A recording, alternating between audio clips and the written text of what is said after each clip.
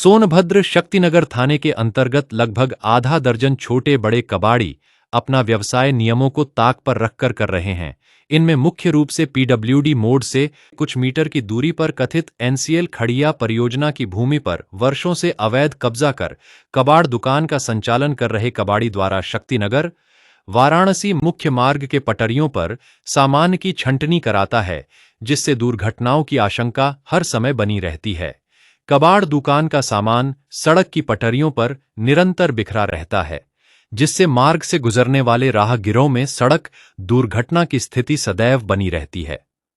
उक्त कबाड़ दुकान के सामानों की कटिंग घरेलू गैस सिलेंडर से कराना अक्सर देखा गया है, जिससे क्षेत्र के लोगों में बड़ी दुर्घटनाओं की संभावना व्यक्त करते हुए इस पर कार्यवाही की मांग लोगों व समाज सेवियों सहित नेताओं तक ने शक्तिनगर थाने में उक्त कबाड़ दुकान के खिलाफ शिकायत देकर कार्रवाई की मांग निरंतर करते रहे हैं, किंतु कार्रवाई न होने से यह मनबढ़ हो गया है। भाजपा म्योरपुर मंडल मंत्री पूर्व प्रधान सहित समाज सेवियों तक ने उक्त दुकान संचालनकर्ता पर कार्रवाई हेतु थाने में पत्र दे चुके हैं, किंतु प्रभावी कार्रवाई न होने से यह निरंतर अपने कारोबार से भूमि पर कब्जे को मजबूती प्रदान कर रहा और दायरा भी बढ़ा रहा है। खबरों के अनुसार एनसीएल खदान क्षेत्र से कथित कबाड़ चोरी की घटनाएं की खबरें प्रकाशित होती रही हैं, जहां का सामान इन्हीं कबाड़ियों के यहां विक्रय होने की चर्चा अक्सर होती है। कबाड़ व्यवसाय के लिए सामान्य तौर पर व्यवसाय पंजीकरण, प्रोपराइटरशिप, पार्टनरशिप या कंपनी के रूप में पंजीकरण होना, नगर निगम, पंचायत का ट्रेड लाइसेंस, स्थानीय निकाय हो तो व्यापार संचालन की अनुमति, जीएसटी पंजीकरण, उद्यम एमएसएमई रजिस्ट्रेशन, सरकारी योजनाओं या आरण में लाभ, प्रदूषण नियंत्रण बोर्ड एसपीसीबी, यूपीपीसीबी अनुमति। अगर आप स्क्रैप की प्रोसेसिंग, ई वेस्ट, प्लास्टिक, धातु आदि का भंडारण या रिसाइकलिंग करते हैं तो लेना अनिवार्य है। कबाड़ किससे खरीदा गया, उसका नाम, मोबाइल नंबर, खरीद की रसीद सुरक्षित रखना अनिवार्य है। ई वेस्ट या वाहन स्क्रैप का कारोबार करने पर अतिरिक्त नियम व विशेष लाइसेंस लागू हो सकते हैं। सोनभद्र में कबाड़ व्यवसाय के लिए आधार, पैन, दुकान गोदाम का पता, नगर निकाय ट्रेड लाइसेंस, जीएसटी जरूरत अनुसार यूपीपीसीबी की अनुमति, यदि प्रोसेसिंग, रिसाइकलिंग हो तो आवश्यकता हो सकती है। इन नियमों की स्थानीय पुलिस सहित प्रदूषण विभाग सोनभद्र को जांच कर दोषी पाए जाने पर कड़ी कार्रवाई सुनिश्चित करनी चाहिए। जरूरी सवाल यह है कि यह कबाड़ व्यवसाय करने वाला व्यक्ति लोकल नहीं है, तो इससे स्पष्ट है कि जिस भूमि पर कबाड़ दुकान का संचालन हो रहा है वह इसकी खानदानी नहीं है। अगर यह क्रय की गई है तो वह व्यक्ति इतने समय से कभी सामने आकर स्पष्टीकरण क्यों नहीं देता कि भूमि उसने बेचा है?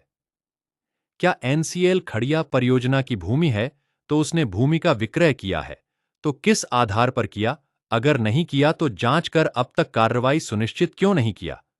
इससे एनसीएल खड़िया परियोजना के सुरक्षा विभाग सहित प्रबंधन भी सवालों के घेरे में है। देखना यह है कि एनसीएल सहित स्थानीय प्रशासन कार्रवाई करता है या मूक दर्शक ही बना रहेगा। इस वक्त सोनभद्र में शक्तिनगर क्षेत्र के पीडब्ल्यूडी मोड़ पर स्थित है।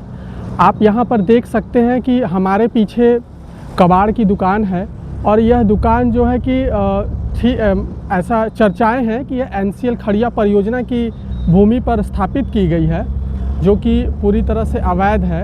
और ये जो दुकानदार हैं शक्तिनगर अनपरा मार्ग, ये ठीक जो मुख्य मार्ग है, ये पटरियों पर ये अपने कबाड़ के जो भी वस्तुएं सामग्रियां हैं पटरियों पर इस तरह से यह सदैव बिखेरे रहते हैं, जिससे आवागमन में राहगीरों को काफ़ी कठिनाइयों का सामना करना पड़ता है। और आपको एक खास बात बता दें कि कबाड़ व्यवसाय करने के लिए सोनभद्र में आमतौर पर व्यावसायिक रजिस्ट्रेशन, एमएसएमई विभाग में रजिस्ट्रेशन, और अगर आप जो स्क्रैप है उसका भंडारण करते हैं तो उसके लिए भी आपको विशेष तौर पर अनुमति लेनी पड़ती है व्यवसाय करने के लिए। और स्थानीय नगर पंचायत से ट्रेड लाइसेंस लेना, उत्तर प्रदेश प्रदूषण नियंत्रण बोर्ड से इसकी अनुमति लेना, ये सब जो तमाम चीज़ें हैं इनकी अनुमति लेनी पड़ती है। तो इनकी जांच जरूर होनी चाहिए, क्योंकि कहीं ना कहीं यह इन नियमों का उल्लंघन करते हुए इनमें देखा जा आप हमारे पीछे देख सकते हैं कि जो इनका जो स्क्रैप जो भी है सामान, प्लास्टिक बोतल वगैरह, कबाड़ की जो भी वस्तुएं इन्होंने रखी हैं वो मुख्य मार्ग के पटरियों पर एकदम पूरी तरह से फैला के रखा गया है, जिस कारण से राहगीरों को आने जाने में काफ़ी कठिनाइयों का सामना करना पड़ता है। और एक ख़ास बात है कि कबाड़ व्यवसाय जो भी ये कबाड़ खरीदते हैं उनका इन्हें अपने पास रजिस्टर में सब कुछ दर्ज करना होता है कि कबाड़ किससे लिया इन्होंने, उसका नाम, पता, मोबाइल नंबर, ये सारी चीज़ें जो है इन्हें अपने रजिस्टर में भी दर्ज करनी होती हैं। पूर्व में यहाँ पर शक्तिनगर थाना प्रभारी मिथिलेश मिश्रा थे। कबाड़ व्यवसाय पर उन्होंने मतलब किसी भी प्रकार का यहाँ चोरी के सामान कबाड़ का व्यापार करने वाले न खरीदे, उसको लेकर के उन्होंने एक नियम जारी किया था। उन्होंने जो भी कबाड़ के व्यवसायी हैं उन्हें अपने यहाँ CCTV कैमरे लगाने के लिए निर्देशित किया था, लेकिन अभी फ़िलहाल में ऐसा यहाँ पर होता नहीं दिख रहा है। यहाँ पर करीब आधा दर्जन से भी ज़्यादा कबाड़ की दुकानें होंगी जो नियमों के विपरीत चल रही हैं। तो के साथ सोनभद्र से सतीश दुबे के साथ शत्रुघ्न कुमार, न्यूज़ पॉइंट।